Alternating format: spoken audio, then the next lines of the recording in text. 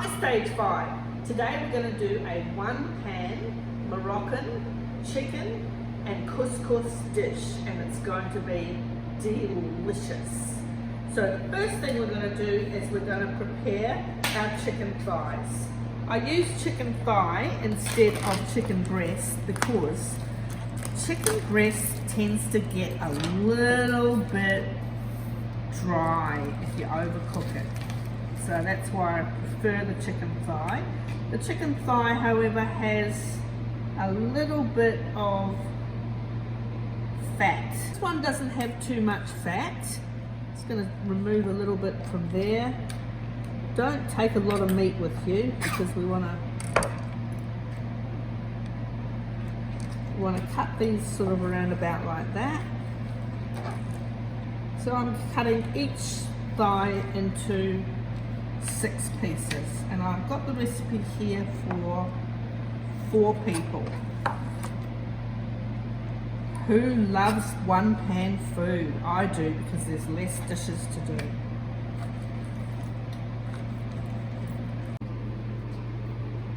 We're going to start by cooking off the chicken. So I'm going to put 1 tablespoon of the oil in now.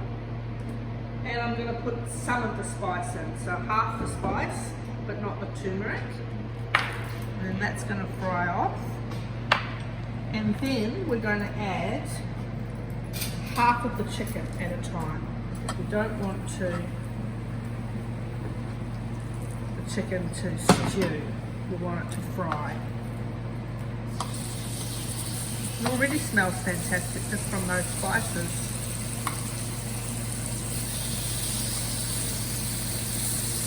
And I'm going to leave that on one side before I turn it.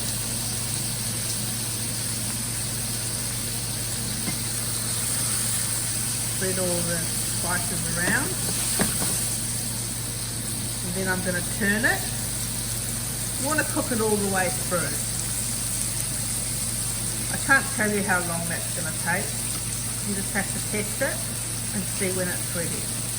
Okay, we're going to get the veggies ready for the one-pan chicken, Moroccan chicken. We just want a sort of a rough dice, come through once this way, twice that way, and then probably once that way. So we want to be able to see the actual onion. 1, 2, and then 1 that way. Now the capsicum, just slice off that like that first.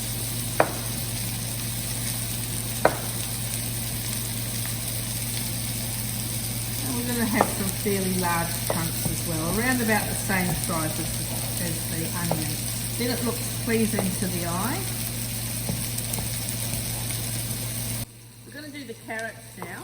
We're actually going to do some matchsticks, or what I call julienne. So we're not going to block it off though, because it's a waste of carrot. We're just going to cut it like this. We'll do that once more for you to have a look. Through here in slices. That little get rid of. Stack it up and come through like this.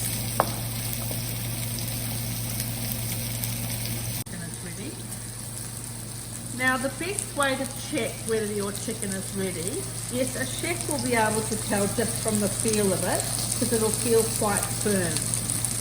Chicken thigh does take quite a long time to cook. So choose a really large piece. Take it over to your board. Well, I'm just going to do it on the corner of my veggie board. So I don't want to put it back on this red board because that's got a lot of chicken blood on it.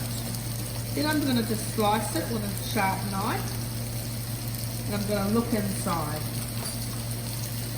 Let's have a look. Just about done. Needs a little tiny bit longer, and then it will be done. And it's ready. Now the best way to check whether your chicken is ready, yes, a chef will be able to tell just from the feel of it, because it'll feel quite firm. chicken thigh does take quite a long time to cook. So choose a really large piece. Take it over to your board. Well, I'm just going to do it on the corner of my veggie board. So I don't want to put it back on this red board because that's got a lot of chicken blood on it. Then I'm going to just slice it with a sharp knife. And I'm going to look inside. Let's have a look. Just about done. Needs a little tiny bit longer and then it will be done. Our chicken is cooked now, so we're going to put it on a plate and cook the other batch of chicken. We're just going to put some foil over the top of that just to keep it warm, because we're just doing one pan. All the beautiful flavour from the chicken is going to stay in there. And I'm just going to put that, a little bit of foil over the top to keep that warm. And I'm now going to cook the rest of my chicken. You don't need any more oil.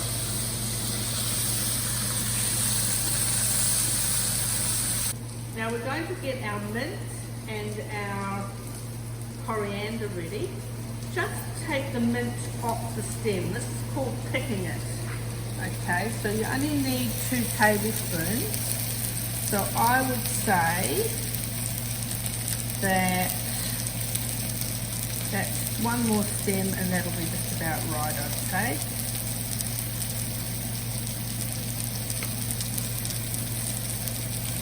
And then I'm going to scrunch them all up together. This just makes it a bit quicker. Scrunch it all up together first. Get your fingers out of the way, knuckle under, come through this way first.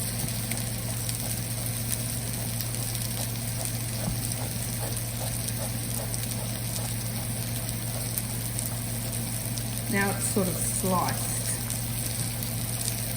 Then come through this way with your rock cut.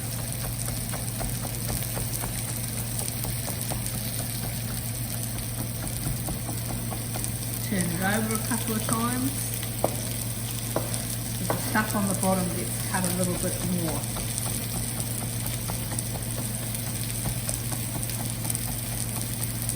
And then you do the same thing with your coriander. Pick it off first and then chop it.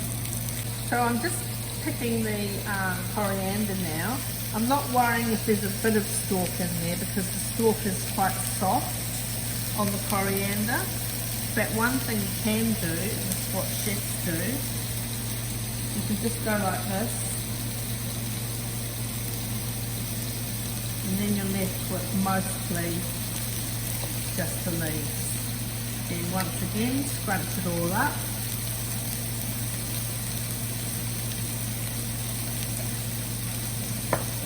Come through this way. What I'm going to do actually is I'm going to leave a little bit, just very roughly cut, to put on the top. And then that much there, I'm going to cut to go in the dish.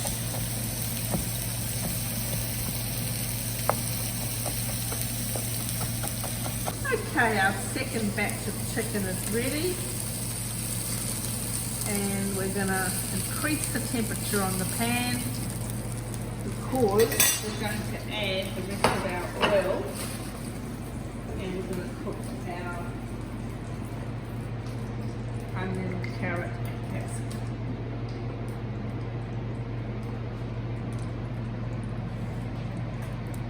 Okay, I've put my 2 tablespoons of oil in the pan. I'm going to add the rest of my spice, sprinkle that in.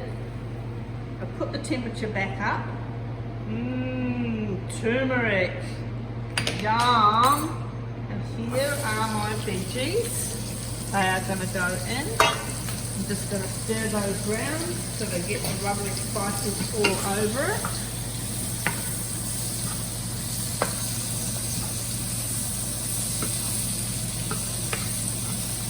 And we're going to add our garlic into our veggies, stir that round. I cheated and used already crushed garlic, saves time. Okay, the garnish for our Moroccan chicken is some slivered almonds, but we're going to actually dry roast them in a frying pan. You can do this in the oven as well. That means you've got to turn your oven on, which is a bit of a pain, and also they can go very, very quickly, and then you've burnt your almonds, which are very expensive. So I've actually got that on high, and I'm going to keep an eye on them, and I'm going to keep going like this, or stirring them around until they just get a little bit of colour on them. Over here, I'm going to cook the veggies until the carrots are just about soft. It's just getting quite close, but not quite. You can just see a little bit of colour coming onto the almonds now. This is where you've got to really watch them and keep them moving in the pan. They actually taste nicer once they've been toasted, and they look nicer as well. And you can see that they've got a little bit of colour on them now, and I'm going to turn them off, and they are done. Okay, now we're going to add our chicken stock, and we're going to make sure that it's boiling right in the centre, so I'm going to turn it right up. Okay, we've put the chicken stock and the apricots in, and then we've waited for it to come up to boil. And if you come in a little bit closer, you can see that we've waited until it's boiling right in the centre as well. Now, we're going to sprinkle our couscous on, like this. Now, couscous doesn't really take a lot of cooking. So what we're going to do is, we're going to mix that through, and then we're going to just turn it off. I'm going to turn it off now. We're going to set a timer for 6 minutes. Okay, it's been sitting for 5 or 6 minutes, and as you can see, all the water has absorbed. Now we're going to put our chicken back in, and there might be some juices that come out of the chicken as well. That goes back in there like that. We've got some lemon juice over here, and we've got our mint and our coriander. Oh my God, doesn't that look divine? Okay, we've got our coriander on top, and now we're going to finish with our beautiful dry roasted almonds, which are quite hot, so I'm just going to shake them over the top like that. Of course, if there's anyone in your family with a nut allergy, you're going to miss that out. Okay, and there we have it. 1 pan Moroccan chicken and couscous. Enjoy. Okay, and here's our beautiful couscous dish. We've got enough here for 4, so 1, 2, 3, 4.